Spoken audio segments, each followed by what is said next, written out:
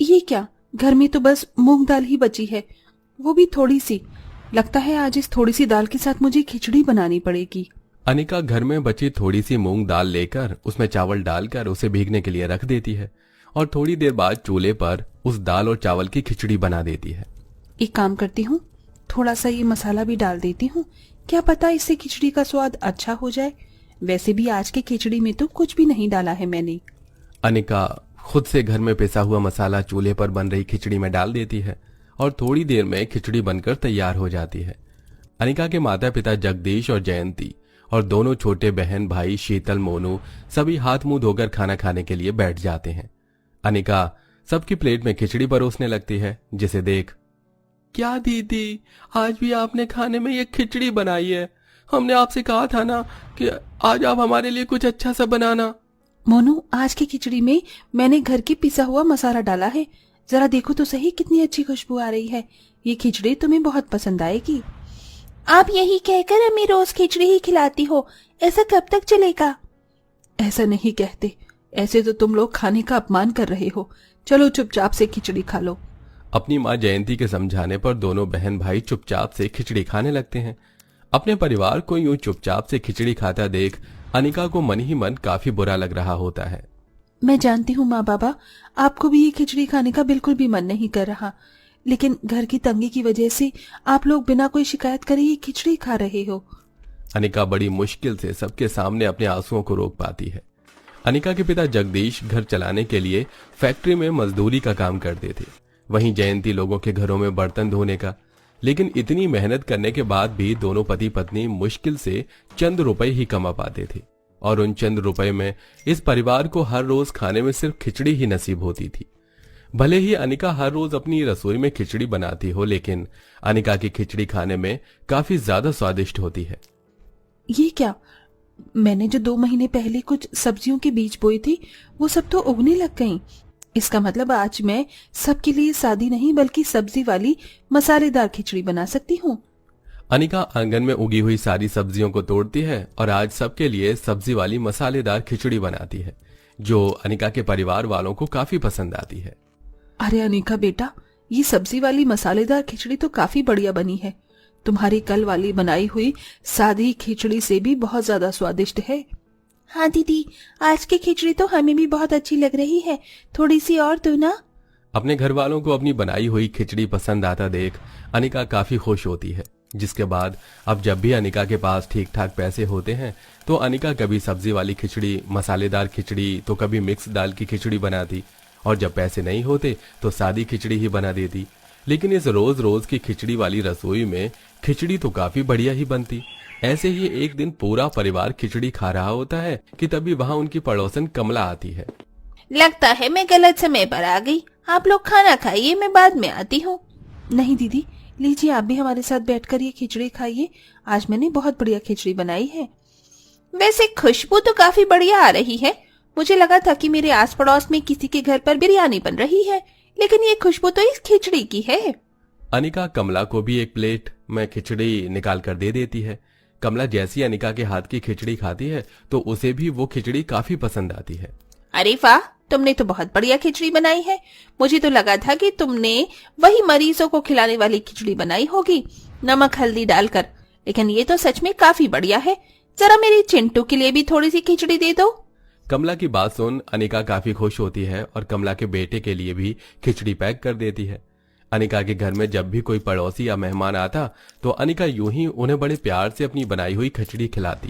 कहने को खिचड़ी काफी सिंपल सी चीज है, लेकिन अनिका के हाथ की खिचड़ी तो बिरयानी को भी फेल कर दे। ऐसे ही समय गुजरता है और एक दिन, आरती मेरी दोस्त कैसी है तू? तू तो शहर जाकर मुझे भूल ही गई। ऐसी कैसे भूल सकती थी, और देख आज तुझसे मिलने सिर्फ मैं ही नहीं बल्कि मम्मी भी आई हैं। आंटी जी कैसी हैं आप, और आप लोग ऐसे खड़े क्यों हैं, बैठिए ना।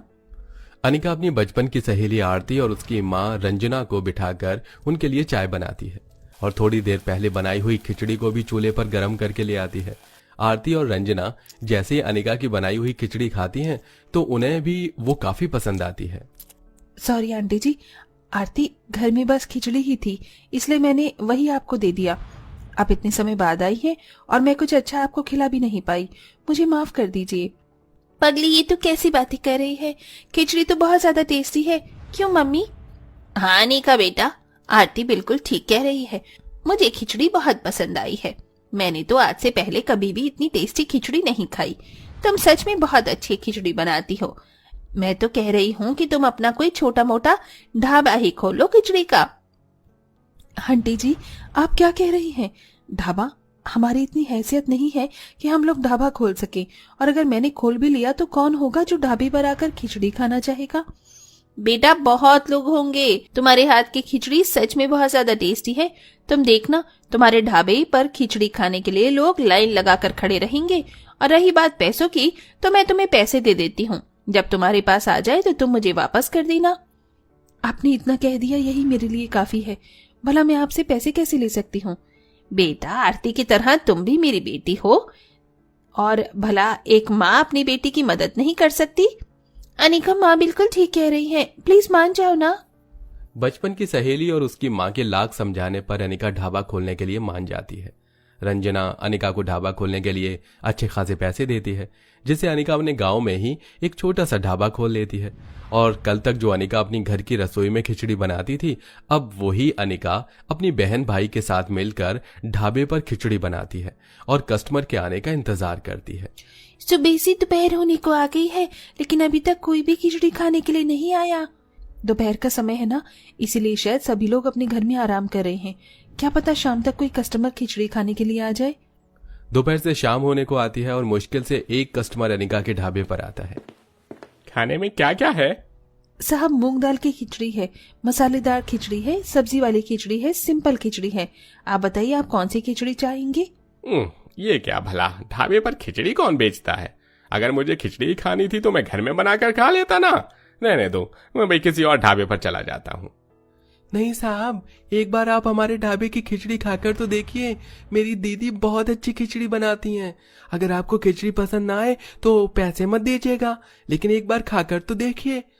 दोनों बच्चों के जिद करने पर वो कस्टमर एक प्लेट मसाले वाली खिचड़ी ले लेता है, जिसे खाते ही वो काफी ज्यादा खुश होता है।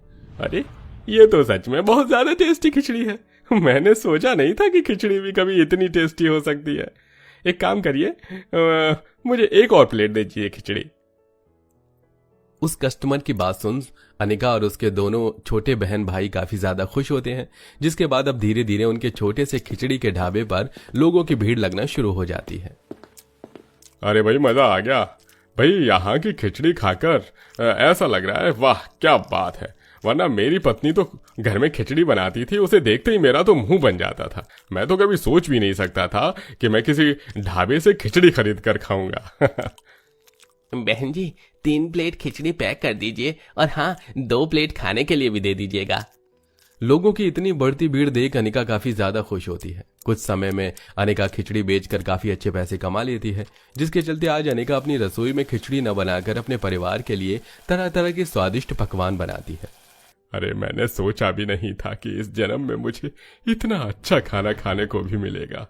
ये खाना भले ही और लोगों की नजरों में सिर्फ खाना है, लेकिन हमारी नजरों में ये खाना हमारा सपना है, जो आज बेटा तूने पूरा किया। आज हमें तुझ पर गर्व महसूस हो रहा है। अपने माँ बाप की आंखों में खुशी के आंसू देख अनिका की आंखों में भी खुशी के आंसू आ जाते हैं। जिसके बाद जैसे जैसे समय बीतता है, वैसे वैसे अनिका की तरक्की भी होती रहती है। और आज अनिका के ढाबे पर अनिका की सहेली आरती और उसकी माँ रंजना आते हैं। अरे, आप लोग यहाँ ऐसे अचानक? हाँ, सोचा कि आज तुम्हारे हाथ की गर्मा गर्म खिचड़ी क्यों न खाई जाए। हाँ हाँ, क्यों नहीं। आप लोग यहाँ बैठिए, मैं आप लोगों के लिए हमारे ढाबे की सबसे स्पेशल खिचड़ी लेकर आती हूँ। अनिका यूं ही इसी तरह मेहनत करती है और जल्दी अपनी सहेली की माँ रंजना के सारे पैसे भी चुका देती है। साथ ही अब अनिका अपनी दोनों छोटी बहन भाइयों का भी एक अच्छे स्कूल में एडमिशन करवा देते हैं और अब अपने माँ बाप को भी काम पर आने से रोक देती है।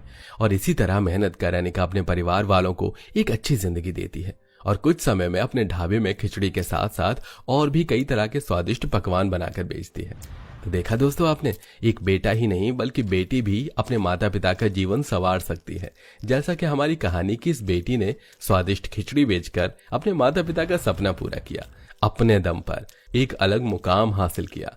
तो दोस्तों, कैसी लगी आपको हमारी ये कहानी? हमें कमेंट में जरूर बताइएगा। साथ ही आपके घर में सबसे ज्यादा क्या बनता है, हमें यह भी बताइए।